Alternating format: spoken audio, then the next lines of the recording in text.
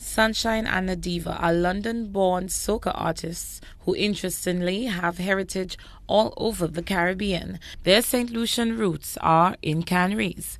The sisters have been on the soca scene in the UK for the past 7 years.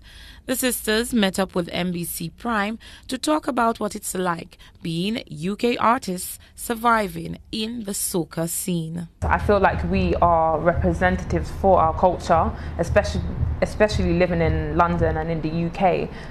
When we perform, anywhere we perform in the UK, we really stand out because we bring that Caribbean flavour to where we're from, London and the UK.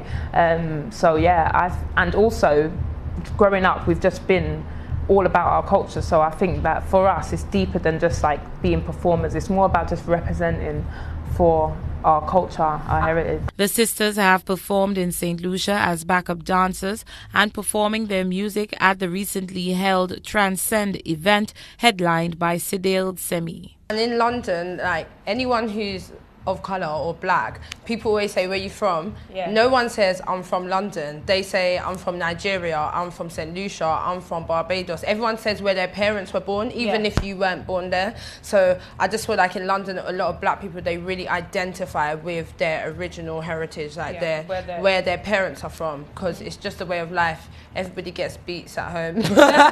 Whether you're African or Caribbean, like there's cultural things, you eat the food, it's just what it is. Like you can't run away from being Caribbean, so that has to be emulated in our music, and it's really important to us. The artists have recorded a song on a Denry segment rhythm produced by Ransom Records entitled Millie Walk. Our dad is Vincent and he was born there. He's been like an anchor in ensuring that we have been engulfed in our culture as we were growing up. And I don't know, we've always been doing soca. We've been doing it for like 7 years in the UK, and with anything that you do, you always think, what's the next step? How do I progress? And it's very difficult to progress in the UK because there's like not really a market for soca. All of the soca that's there has come from the island, so it's like, okay, so that means we need to go to the island in order for it to get back to London, which is really weird because we're already in London.